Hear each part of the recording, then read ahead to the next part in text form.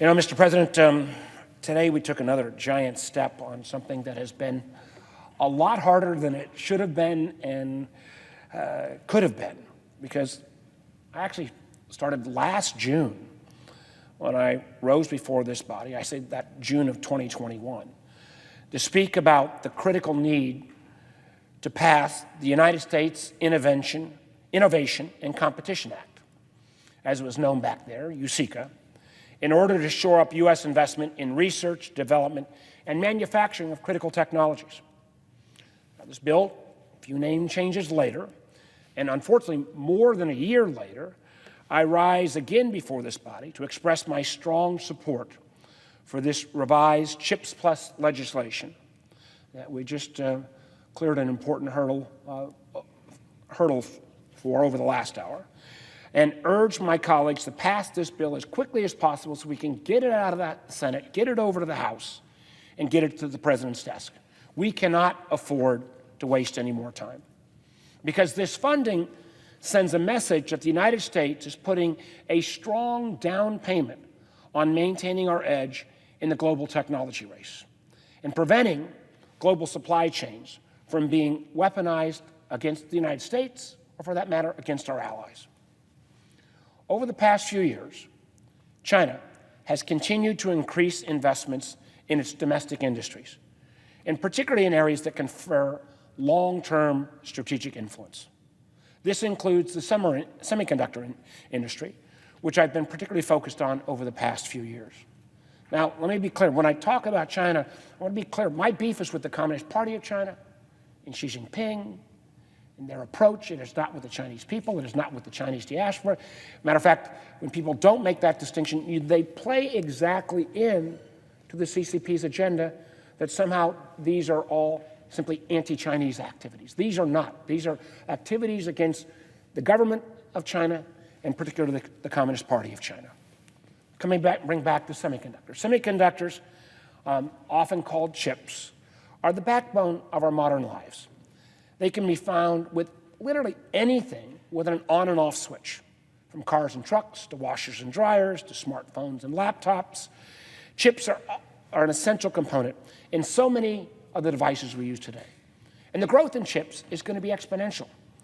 Many have thought and talked about the whole notion of the Internet of Things. The Internet of Things require devices that are connected to the Internet. Obviously, autonomous driving would be one example.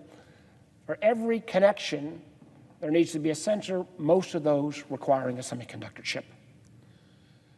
And unfortunately, for looking backwards, for many years, American semiconductor companies led the world in both design and manufacturing of this critical technology. But the truth is, our leadership has languished. In recent years, we continue to lose ground, particularly not just to China, but to East Asian markets in total. As a country, we've gone from 1990, when we produced literally 37% of all the chips in the world. Today, in the whole field of microelectronics, we're down to about 12%. On the other hand, China has ramped up its investment in chips, providing an estimated $200 billion in financial support between just 2015 and going forward projection up to 2025. Chinese orders for semiconductor manufacturing equipment rose 58% in 2021 in the midst of the COVID crisis. And China has a goal to produce at least 70% of its usage of semiconductors in its own country by 2030. The truth is, it's not just China. This is global competition. Japan recently passed a $6.8 billion investment package that will fund innovative chip manufacturing as well as research and development. South Korea, which has been also one of the great leaders in this movement forward, has similar type investments. And unfortunately, one of the challenges we face, the country or the entity that has evolved some of the fastest has been Taiwan, where unfortunately we now rely on many of the most cutting-edge, leading-edge chips coming out of Taiwan. And as we've seen with President Xi's aggressive, at least indications about trying to subjugate Taiwan, and we think in this in the context of the Russia-Ukraine battle, the notion that that could take place, beyond what it would do to the democracy that exists in Taiwan, what it would do in terms of that critical semiconductor production, would cause not a recession, but a depression around the world. And it's not just South Korea, Japan, Taiwan. India has recently passed legislation investing $30 billion in their domestic electronics manufacturing industry, with $10 billion of that dedicated to chips manufacturing and display manufacturing. And the truth is, and this is one of the things that I think was a great irony, is that when I spoke about this bill 13 months ago, and then I was proud to see the Senate, with leadership of the presiding officers and others, we actually passed this bill back in July of last year. And our passage of that bill, and I think raising the expectation that America was going to really get in the game, set off alarm bells, not only in terms of what's coming out of Asia, but from some of our allies in Europe. And the truth is, European bureaucrats, particularly coming out of Brussels, are not normally viewed as moving with a great deal of speed, but because we have taken now 12 months to actually get our act together to get this bill to this stage of passage, we've seen European countries, Germany, for example, has already selected 32 semiconductor projects and put $12 billion in direct investments. And even our friends in France recently announced a major U.S. global foundry investment in France. This has proven out. The lack of investment by the U.S. has had a huge impact. From 2010 to 2020, only 17 major semiconductor plants, they call them fabs, manufacturing fabs, were built in the United States. Over that same time, we've seen 122 built elsewhere around the world. And the handful of major projects announced in the last year as a direct result of our efforts a year ago to say we're going to put our money where our mouth is in terms of these kind of investments. Major facilities in Ohio, Arizona, and elsewhere, candidly, are very much at risk at this point unless we can get this legislation to the president's desk. Right now, truth is the cost of new fabs is 25 to 50% higher in the United States. And that's partially due to the enormous financial incentives offered by our competitive countries. Truth is, in a perfect world, we wouldn't want governments, subsidizing some of these investments. We don't live in a perfect world. We live in a real world where competitors like China and even allies around the world are making investments, candidly, that on a per capita basis even make this investment by the United States seem relatively small. Many ask, so why is it so important for the United States to maintain investment in semiconductor production when, on a lot of accounts, the PRC, China, is several generations behind? Because the truth is, U.S. semiconductor firms and firms in the adjacent areas of lithography, packaging, and metrology still lead the world. But I can tell you, as chairman of the Intelligence Committee, I can tell you unequivocally that the Communist Party of China and the PRC is acutely aware of that gap and aggressively are working not just to close it, but to eventually leapfrog the United States and our allies to lead in chip production and design. Matter of fact, just over this past weekend, there was an extraordinary story coming out of Bloomberg that indicated that the Chinese may have already moved dramatically forward in terms of 7-nanometer production. That, for those aware of if that is true, could have a huge, huge effect.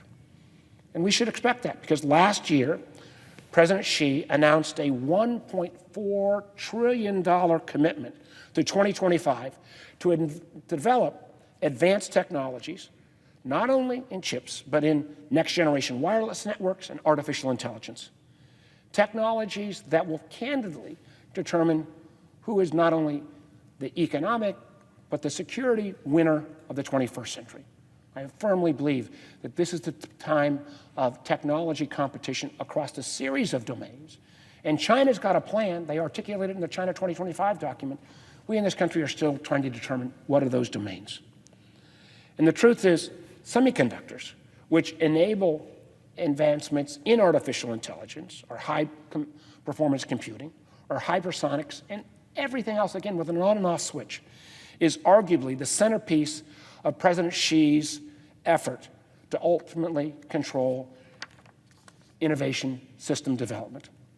Meanwhile, many of the key ingredients to U.S. historical success, including federal support for R&D, investment in basic research, and support for advanced manufacturing, have declined over the last 20 years. And why? Well, I'm focusing on chips and the 5G and beyond. Here, there's a whole series of components in this legislation we have advanced today that includes beefing up R&D, advanced manufacturing, and other critical areas. Brings me down to my closing comments before I turn it over to my colleague from Nevada. That's why the $52 billion in funding for the CHIPS for America Act, a bipartisan effort that my friend Senator Cornyn and I, along with Senator Schumer and Senator Cotton, we've been working on this literally for years, way beyond the 13 months when I rose on this topic 13 months ago, is so important. And while a parallel effort also in this bill to catalyze United States and allied innovation in a more diverse and resilient telecommunications ecosystem is so virtually important. I would also note that this simply isn't an economic competitiveness or security issue. We know, as we see it play out right now in terms of supply chains vis-a-vis Russia and Ukraine, and the notion of cutting off advanced semiconductors to Russia will have a huge effect on Russia's military capacity. We also know as well this will be a jobs bill in terms of these fabrication facilities and research all across America. And candidly, as we know that there are literally thousands of cars that have already been produced by American auto manufacturers that are sitting, not getting into the market because they don't have the chips to make the cars actually operate, over a long haul, bringing that supply chain back here will ultimately deal with inflation issues as well. We cannot be held hostage on this critical issue. Now, most of the focus has been on chips as appropriate, but this also bill makes important investments in the future of wireless telecommunications. In many ways, this issue first came to the forefront, not around chips, but a few years back, and I say this as a former wireless telecom guy, when a Chinese company, Huawei, suddenly started to dominate the market. We raised concerns about Huawei. Many of our allies and others said, well, that's fine, but what is your alternative? What is the Western alternative? I think we're a little bit slow on making the case, although now virtually every nation that invested in Huawei equipment has realized the national security concerns and are literally in the process of ripping and replacing that equipment. We've still got more to do where Huawei penetrated some of our markets in the United States. So this bill that's been called CHIPS also includes funding for the bipartisan Utilizing Strategic Allied Telecommunications Act, the USA Act, which fosters U.S. innovation in the race for 5G by providing $1.5 billion to invest in Western-backed alternatives to, again, Chinese equipment providers like Huawei, but also ZTE. This is a bill that, again, I was proud to work with many of my Intel colleagues, Senator Burr and Senator Rubio. It would also stand up a new public wireless supply chain innovation fund to spur movements towards open architecture software that would allow us to fund innovative, leap-ahead technologies in the domestic mobile broadband market. That approach plays to U.S. strengths like software and network virtualization. And it means that we'll have a wider set of firms, including American firms, with healthier balance sheets competing against these state-sponsored Chinese vendors. Because one thing that's been clear over the past two administrations, our anti-Huawei message, although things have finally moved, would have moved a lot quicker if we'd had other U.S. and Western alternatives. Again, I will close now, but as chairman of the Senate Intelligence Committee, I see examples every day of how China is doubling down on pursuit of advanced technologies I think will define the 21st century. And in many ways, the United States has started to fall behind.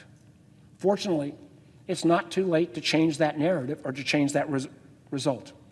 With the right investments, like the ones that have been provided in this legislation, we can unleash the ingenuity of the American people, we can reinvigorate American innovation, and improve our national security while setting the country up to lead the way on technologies that will define our future. We need to get this passed as quickly as possible. And then I strongly, strongly urge our colleagues in the House to pass it as well and get it to the President's desk. With that, Mr. President, I yield the floor, but I do want to thank, again, my colleague from Nevada who has been a leader on this legislation as well and knows the importance of getting this done. Thank you, Mr. President.